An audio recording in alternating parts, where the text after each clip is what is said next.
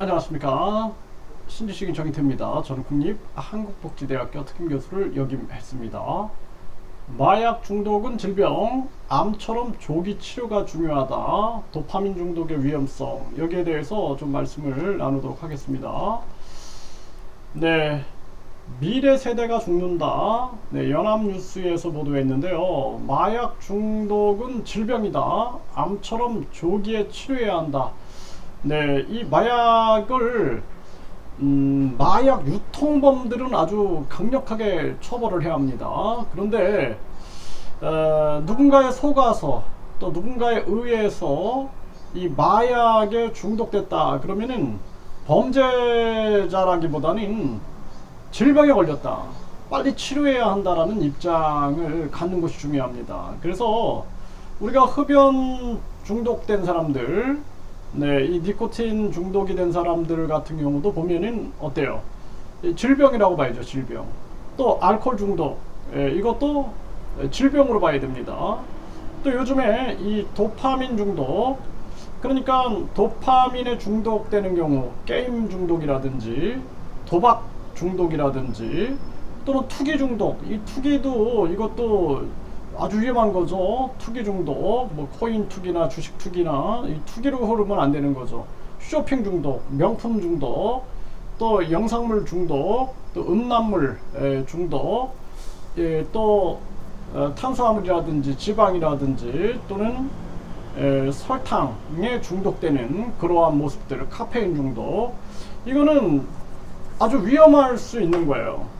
이게 이제 마약 같은 경우에는 워낙 도파민 자극, 이 도파민이라는 건 이제 쾌락 호르몬이라고 볼 수가 있는데, 이 도파민 자극이 워낙 강하기 때문에 이거는 굉장히 심각한 거죠. 그래서 사회적으로도 불법으로 규정을 해놨는데, 술과 담배에 대해서는 사회마다 다른 거죠. 어떤 사회는 술을 불법으로, 흡연을 불법으로 해놓는데, 그런데 어떤 사회에서는 그걸 관용적으로 바라보고 있는데요. 이 또한 굉장히 마약보다는 약하지만 이게 다 도파민에 관련되어 있는 거죠. 그래서 이 도파민 중독을 이용해서 이 금전 만능주의에서는 돈을 벌고 있는 거예요. 뒤에서는 이 마약도 보면 어때요? 마약 조직 뒤에는 항상 돈이 있는 거죠. 중독시켜가지고 돈 벌고 있는 거예요.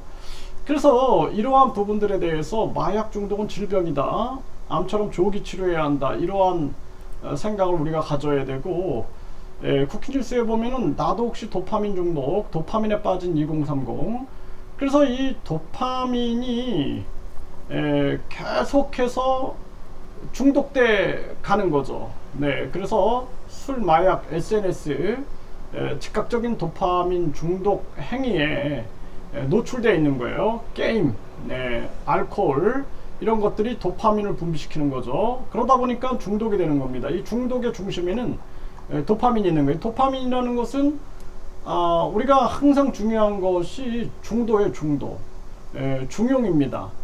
지나치지 않아야 되는 거거든요. 그래서 지나치지 않아야 되는데 술, 마약, 흡연 이런 것들은 도파민을 자극적으로 많이 분비시키고 중독을 시켜서 내성을 갖게 해서 더 많은 양을 필요로 하게 하고 갈망하게 만들고, 그리고 금단 증상이 나타나게 되는 것이죠.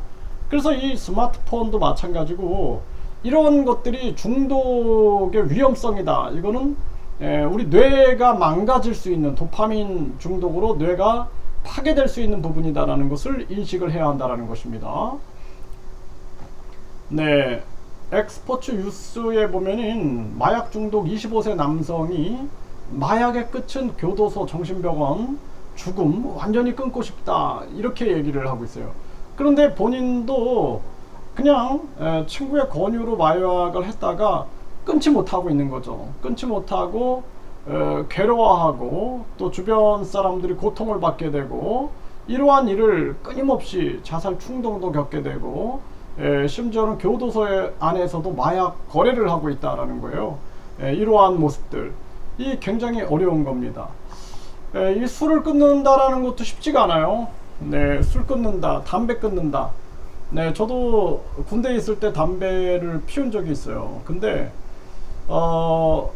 이 호흡 곤란이 오게 되고 자꾸 습관화되다 보니까 끊어야겠다라는 그러한 다짐을 가지고 끊는데 가끔 막 이렇게 그리울 때가 있었던 적이 있습니다. 그래서 이것이 끊기가 쉽지가 않구나라는 걸 알았고, 술도 마찬가지죠.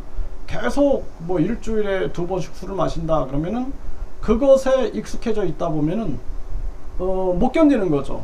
그거를 뭐 일주일 동안 안 마신다, 열흘 동안 안 마신다, 이런 것이 쉽지 않은 거예요. 자기 조절이 안 되는 거죠. 알코올 중독에 빠지는 거죠. 이거 굉장히 위험한 거고, 마약은 아예 그냥 통제가 안 되는 거죠.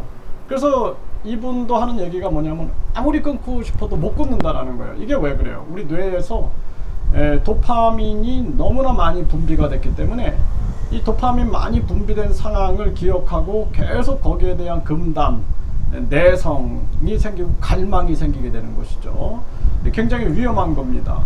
그래서 요즘에 보면은 이러한 부분들이 나중에는 이 전두엽의 기능을 떨어뜨려 버리고, 전두엽은 이제 조절시키고 절제를 시키는 건데, 전두엽의 기능을 떨어뜨려 버리니까 각종 범죄에 노출되게 되고, 그리고 또 이게 어떤 성관계에 대한 중독까지도 갈 수가 있는 거죠. 아주 쾌락을 쫓는 그러한 사람이 될 수 있는 아주 위험한 것이다라는 것입니다. 그래서 우리가 이 지금 마약 중독이나 또는 술, 담배, 또 커피 같은 카페인 뿐만 아니라 이 탄산음료라든지 또는 각종 나를 중독시키고 있는 것들이 무엇이 있는가라는 것을 우리가 면밀히 따져보고, 식사를 할 때도 자연식 위주로 식사를 해야 할 것이며, 그리고 가공된 것은 웬만하면 피해야 되고, 내가 뭔가에 중독돼 있고 자꾸 거기에 끌려간다 그러면은 심각하게 자기 진단을 해야 한다는 것입니다. 이것은 결국에는 자기의 뇌를 파멸시키고 있는, 파멸의 길로 가고 있는 것이다. 그래서 한국 사회가 요즘에 어때요? 저는 제가 주목하고 있는 것은, 왜 한국 사회가 자제를 못하는 세상이 돼버렸는가, 그리고 왜 타락된 세상으로 가고 있는가. 이것이 도파민 중독이라는 이 핵심, 그리고 전두엽의 기능 상실, 자제 뇌가 지금 기능이 약화되고 있다. 이를 통해서 한국 사회가 지금 가정이 칼부림이 일어나고, 학교도 칼부림이 일어나고, 사회 곳곳에서 칼부림이 일어나고, 이러한 부분들의 중심에 전두엽이 있고, 그 전두엽의 기능 약화에 도파민 중독이 있다라는 것을 인식을 안 할 수가 없습니다.